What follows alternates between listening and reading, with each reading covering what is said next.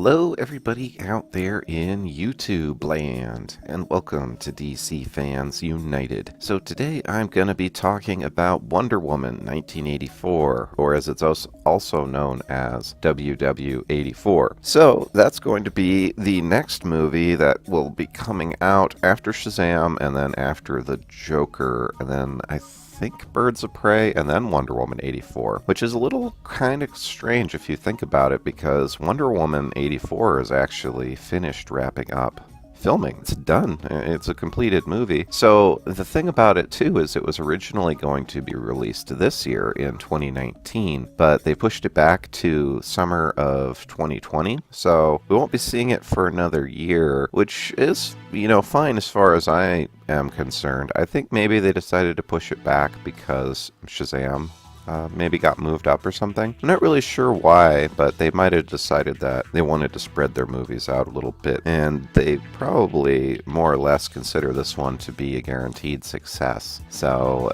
they wanted to place it somewhere where they really needed it. But in any case, it's done filming as far as I know. We have seen some pretty cool screens and little images that have leaked out and whatnot. A lot of it's interesting too, like there's one where you can see Gal Gadot is wearing mostly wearing her Wonder Woman outfit, but instead of the, normal boots that she would have, her Wonder Woman boots, she's wearing like regular tennis shoes. So that's kind of cool. You can kind of tell that she was, some of the time probably just running around wearing regular shoes, which I'm sure would be a lot easier. And then they just, CGI in the boots, which I'm not too worried about. They're usually really good with CGI clothes and armor and stuff. And for the most part, her costume's going to be practical effects. There's also some cool things. I've definitely seen a lot of images of her on wires, being hoisted around on wires. So, and another thing too that's interesting is a lot of these articles that are talking about it now talk about how she's at her full power now. So we didn't see everything she could do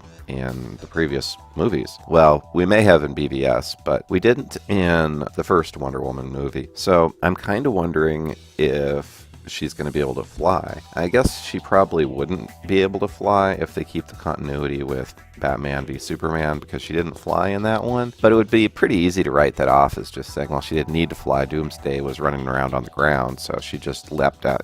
She would leap and jump around, but she didn't really fly. So my hope is with all this wire harness stuff that we're going to see a Wonder Woman who can fly, much as we've seen in other versions of her, like in animated and even in comics, she's been able to fly lots of times. And there's definitely ways they could easily explain it away as either her powers developed more or she has a magical item that lets her fly. Either way, I would kind of like it better if she could fly. Another theory a lot of people have is that she's flying around in the invisible jet. I kind of hope that isn't the case, just because it's so kind of corny. Like, literally, you would just see her sitting there flying around, which, they might do that. I mean, it worked okay in the older Linda Carter series and the cartoon from back in the day, but I don't know if it would work so good in a modern live action movie. The other possibility too is that the wire harnesses are just for the regular jumping around and running and all kinds of superhero effects that she would be doing, because even if she is just doing the sorts of things she did in the first Wonder Woman movie, a lot of that would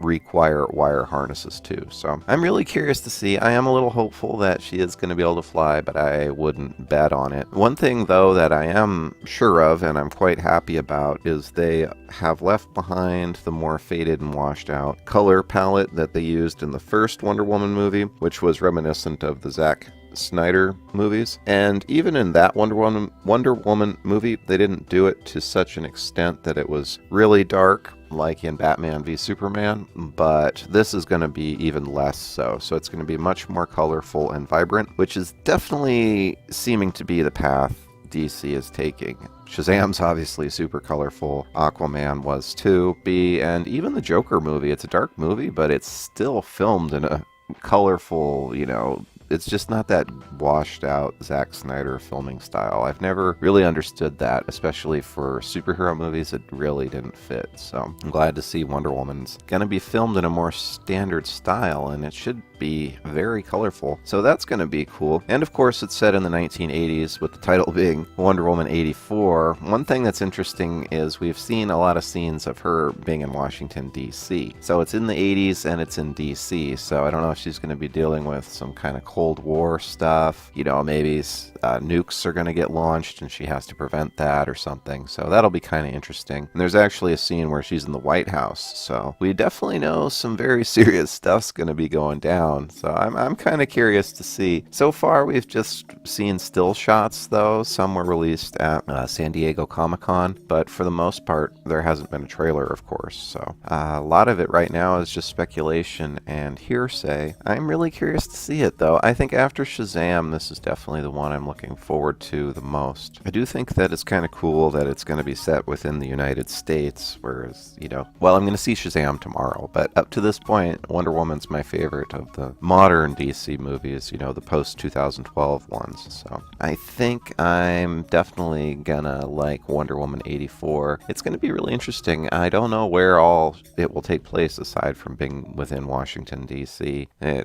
know, we saw there in a mall, and we saw some of the monuments within D.C., but I don't know if they go anywhere outside of that. We do know who the villain's going to be. They cast Kristen Wiig to play Cheetah, so it should be a pretty, you know, good little superhero story. It's not like Wonder Woman has to fight Darkseid or anything, so it should be good standard fare, and in some ways it ought to be a much more light-hearted movie than the first one. I mean, it's not going to be taking place during a world war, for one thing, so it ought to be pretty fun and hopefully just a good adventure. But that's all for now. Thanks for watching. I really appreciate it. Like I said, I'm going to watch Shazam tomorrow, so my next video is most likely going to be a review of the movie Shazam. So let me know down below what you think, and did you like the first Wonder Woman movie? And that's all for now. Thanks for watching. Really appreciate it. Be sure to hit the bell for notifications. Be sure to subscribe if you haven't. And as always, thank you for watching and being a part of DC Fans United.